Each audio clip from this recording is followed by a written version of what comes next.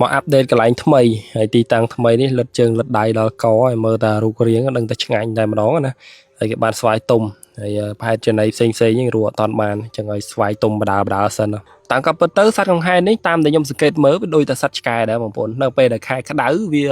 ចូលចិត្តទៅនៅកន្លែងតិចដូចជាកន្លែងបន្ទប់ទឹកកន្លែងពីងកន្លែងម្លប់តិចកន្លែងជិះទឹកជិះអីចឹងណាវាតែងតែសល់តែងតែនៅគៀកដេកនៅចិត្តហ្នឹង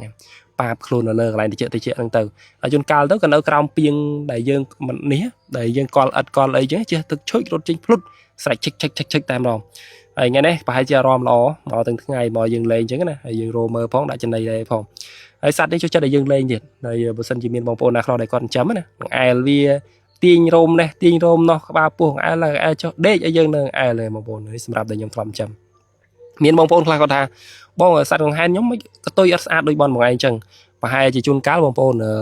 វាអត់តន់ដល់ខួបមិនវាជួនកាលវាអាចនឹងជំរុះរោមដល់ខែវាជំរុះរោមបាទវាជំរុះរោមក៏តុយវាអត់ស្អាតទេបាទហើយសម្រាប់មួយនេះវាមើលទៅវាអាចនឹងដូចជាពេញរូបពេញរាងហើយក៏តុយវាក៏ស្អាតដែរបងប្អូនហើយក្នុងការដាក់ចំណីបងប្អូនខ្លះទៀតគាត់ថាបងអើយតន់ខ្ញុំអត់សាំងអត់អីដូចបងអីសោះចិញ្ចឹមមកគូដែរជួនកាលចិញ្ចឹមមួយដែរអញ្ចឹងរត់គាត់ទៅឃើញយើងរត់ចូលព្រៃរត់ចូលអីអញ្ចឹងណានេះប្រហែលជាការដែលយើងនៅពីតូចយើងដាក់ចំណីហ្នឹងយើងប្រហាត់វាបងប្អូនយើងហៅឯងហៅវាតូចអញ្ចឹងទៅហៅវាដូចតែយើងដូចតែអ្នកដែលគាត់ប្រហាត់ឆ្កែអញ្ចឹងជំនាញប្រហាត់ឆ្កែគេប្រហាត់ឲ្យរៀនធ្វើអីអញ្ចឹងណាដូចគេឲ្យរត់ទៅដេញអីមកវិញបានចំណីអញ្ចឹងហើយសត្វកង្ហែនក៏យើងដូចតែគ្នាដែរទេវាមិនខុសគ្នាទេយើងតែងតែហៅវាមកបរិភោគចំណីកន្លែងយើងអញ្ចឹងណាបាទមកហូបមកបចំហូបចំណីកន្លែងយើងនៅពេលដែលយើងដាក់ចំណីលើក្រោយនៅពេលដែលវាធំ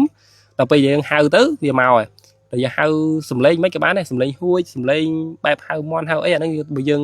ត្រាប់តាមធ្វើមិនឲ្យវាអញ្ចឹងតាំងពីតូចមកដល់ពេលនេះវាគ្រាន់តែវាលឺសំឡេងហ្នឹងឬក៏សំឡេងគោះសំឡេងអីចឹងគ្រាន់តែវាលឺវាមកហើយអញ្ចឹងណា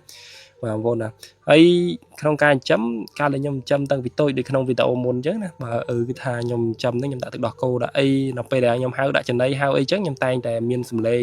បើសัตว์នេះខ្ញុំហៅជីហៅអញ្ចឹងមកហើយខ្ញុំភាគច្រើនខ្ញុំគោះខ្ញុំមានសំឡេងគោះព្រោះសัตว์នេះវានៅពីតូចវានេះបងប្អូនវាចូលចិត្តពំប្រភេទផ្លែច្បក់ហ្នឹងហើយដូចខ្ញុំ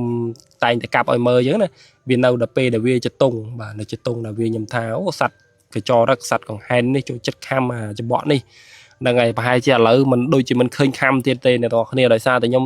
ឃើញថ្មិញរបស់វានឹងប្រេះមកខាងថ្មិញដូចជាប្រេះខាងស្ដាំថ្មិញវាមាន2ខាងក្រោមមែនទេបងប្អូនដល់វាប្រេះខាងស្ដាំអញ្ចឹងប្រហែលជាវាលេងខាំទៀតហើយក៏ប៉ុន្តែនៅផ្លែចំបក់នេះបើសិនជាយើងជួមកទៀតมันចោលចរិតទេបងប្អូនគឺថាយកទៅលាក់យកទៅទុកដូចដែលបងប្អូនខ្លះបានទស្សនានៅវីដេអូឃ្លីបនៅបរទេសផ្សេងឬក៏វីដេអូណាអញ្ចឹងណាតែទៅយកលាក់ហើយអូបើសិនជាយើងនិយាយចំទៅផ្លែចំបក់ខ្ទង់ម្លាំងពីត្រូអីទុកចោលវាតែងតែតនេថ្ងៃឡើងអញ្ចឹងការងារគេឆ្វាត់ឆ្វែងយកទៅដាក់អស់ហើយតាមកៅតាមចលៀតនេះចលៀតនោះបងប្អូនអ្នកធ្លាប់ចិញ្ចឹមបានក៏ដឹងបងជឿទេបងប្អូនសាកមើលបាទប្រភេទផ្លែក៏ដោយនៅពេលដែលគេបរិភោគឆ្អែតហើយអញ្ចឹងចាប់ផ្ដើមយកទៅលាក់ហើយរាល់ថ្ងៃនេះมันចោលទេចរិតគេអញ្ចឹងឲ្យទៅដាក់មើលបំប្រុចយកទៅបាត់ទៀតឡើយតែបើប្រភេទចេះប្រភេទស្វាយប្រភេទផ្លែឈើអីធម្មតាវាឆ្លាតដែរអត់យកទៅទុកលាក់ទេតែបើសិនជាគ្រាប់ធនជាតិណាដែលរឹងដែលមើលទៅអាចនឹងយកទុកលាក់បានសត្វនេះគឺថានឹងយកទៅទុកលាក់ហើយយើងមិនដែលទៅបរៀនណាបងប្អូនតាំងពីតូចរហូតដល់ធំមិនដែលថាមានមេមានអីណាវាទៅបរៀនថាយកទៅលាក់យកទៅទុកយកទៅនេះពីសញ្ជាតិពីកំណើតវាមកអញ្ចឹងណាតពូជតពងហើយនេះជនទី2គេតែងតែចាំនៅអាហារដែលគេតម្លាក់មកឲ្យ